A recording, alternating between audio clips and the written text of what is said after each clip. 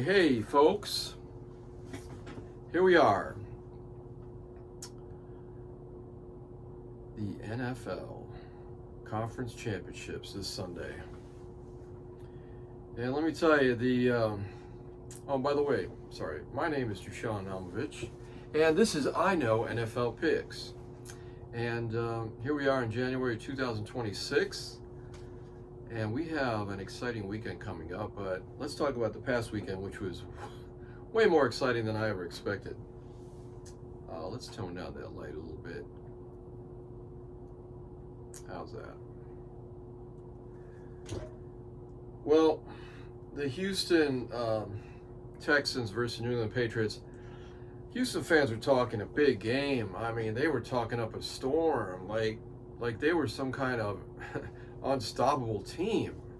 I mean, yeah, you have a great defense, but your offense is not even average in the NFL. Sorry, that offense needs a lot of work. It's horrible, and I don't blame Stroud that much. I mean, he had a terrible game, but he needs collaborators. So I'm not gonna talk about that game. Patriots are a much better team.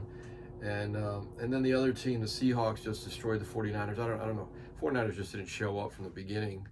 And Seahawks just a better team than the San Francisco. San Francisco really didn't even belong in a divisional round. But they should be good next year when they get their healthy players back, because it is a very talented organization. And the same thing with Houston. If they could get some nice draft picks for C.J. Stroud and fix that offense up, because the defense is wonderful.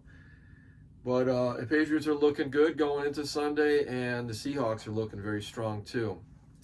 Let's talk about the Rams and the Bears.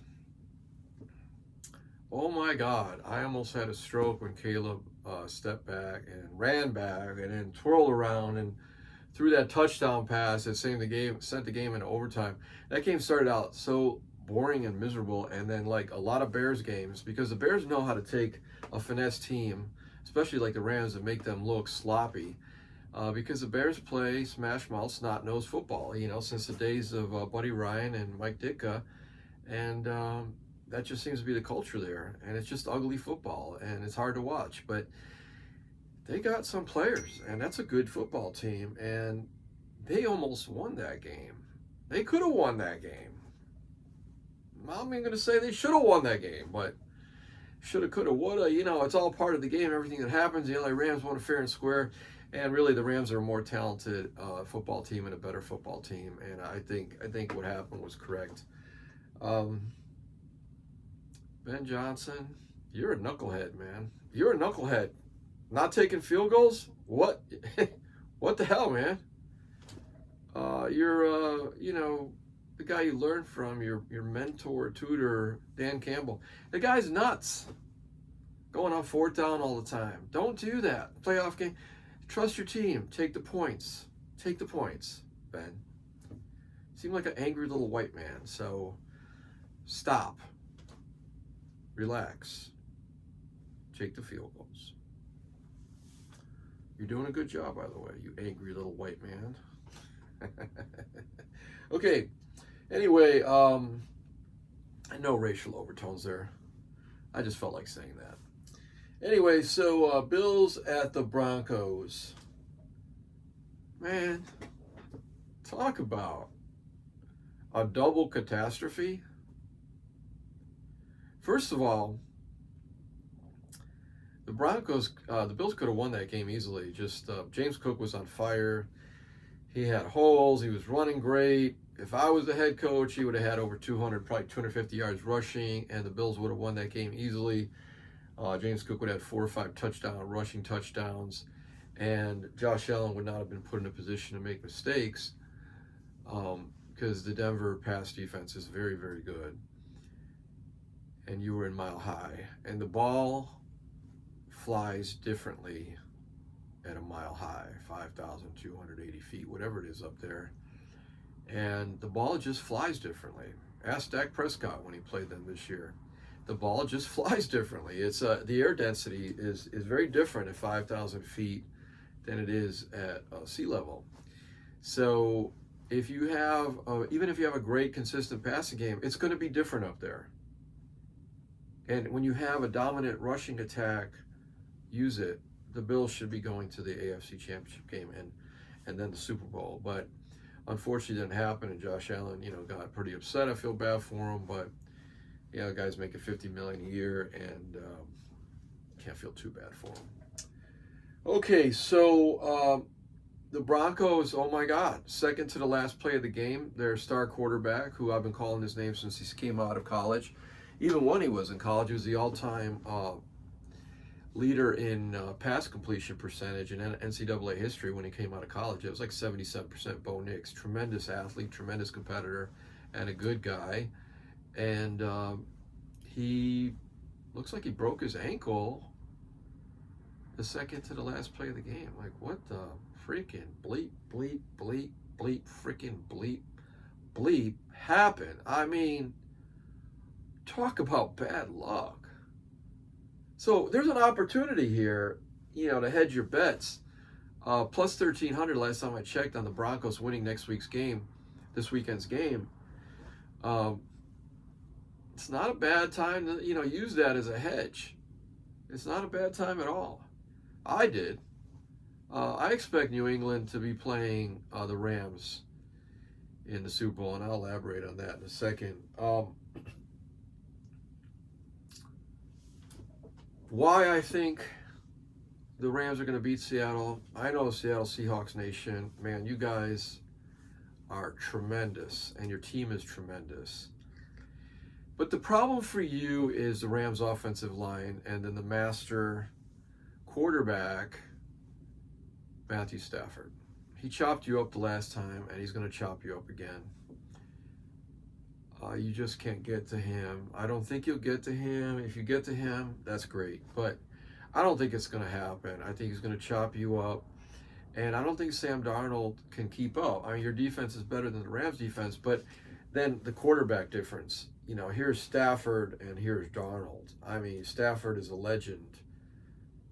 Hall of Famer for sure. Super Bowl winning quarterback. Probably get another one this year. It looks like it. If I'm right, I'm pretty sure I am. I don't think your defense can stop them. Even though as good as your defense is, I don't think you can stop them. The Rams got a lot of talent. And of course, Seahawks, you guys have a lot of talent too, don't get me wrong.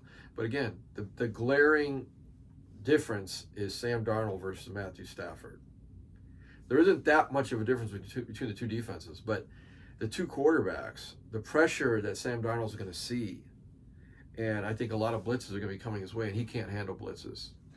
And that's what's going to be his downfall. And as far as New England, the Patriots, and the Broncos go, New England is just a juggernaut. This is a great football team.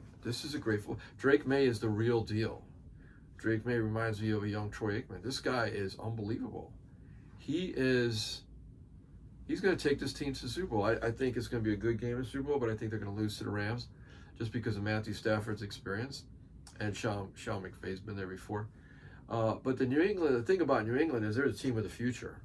So even if they lose the Super Bowl, New England Nation, Patriots Nation, you got 10 to possibly 12, 14, 15 years of outstanding football ahead of you, and that's something to look forward to. So, anyway, I wish all of you well. I dressed, in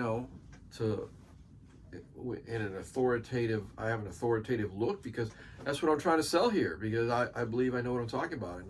And if you look at my past shows, you'll see that I was pretty much right most of the time. So, good luck to all four teams. Denver needs it the most because they're bringing in a second-string quarterback who doesn't have a lot of experience, who's pretty good. I mean, he's not bad, but this is an AFC Championship game. And with that, I say, I was watching John Kennedy earlier on YouTube, and my fellow Americans, ask not what your country can do for you. Ask what you can do for your country. We need this in this time and day, and we need to pull together as a country, and we need to ignore the extremists on the left and the extremists on the right. because they're never going to come together. And that's what we don't need. We don't need. And that's what they want. They want everybody else to start killing each other. And it's a serious statement that I just made, but it's looking pretty real now. The far right and the far left need to be ignored. Hopefully they need to be gone, but that's not going to happen. They'll always be there. The problem is there's too much media focus on both of them, and it's making everybody in the middle, all the rest of us, getting us all crazy, saying crazy things on Facebook, doing crazy things in public. Ignore them. Most people are good people. Most people are good people, and most people look out for each other. Most white people are not racist, and most black people are not racist. And the same thing for every other color, religion, race. Most people are good people. It's just a few, the fringe, that like to stir the pot because they think they're going to benefit in the long run. And that's what happens when the rest of us take them seriously. So let's not do that. Anyway, try to love everyone, try to forgive everyone, and try to respect, definitely respect everyone and be kind to everyone. And it'll be a much better world because hate destroys the soul. It's just not worth it. Anyway, love all of you. Thank you for watching the show. Again, this is I Know NFL Picks. My name is Dusan Naumovic. You catch me on YouTube, and I'll have a show next week. I haven't done a show in a couple weeks. I was sick. I had a co-infection of a cold, flu, whatever that was, that launched sinusitis and bronchitis, which I still have a little bit of. Taking antibiotics, steroids, guanfacine for expectorating, and cold Tylenol, cold, whatever it's called, and other stuff. Lots of emergency in my teas, pounding the vitamins in my body, trying to get healthy. And we're getting, by the way, we're getting a massive snowstorm this weekend here in freaking Virginia Beach. Can you believe it? We don't ever get snowstorms. Like, it's some kind of fluke. But it could disable us for a week or week and a half. So for all of you who are not in the area and in the area, pray for us that we get through this. So we're not equipped for this kind of snow. We don't have the salt trucks and the plows like they do up north. And I don't even know if we have enough maintenance staff to correct the possible problems that can happen. Water pipes bursting, accidents on the road. Oh my God, this could be a nightmare, Hopefully we won't lose heat and water. At this point, just pray. All right, folks. Thank you for watching.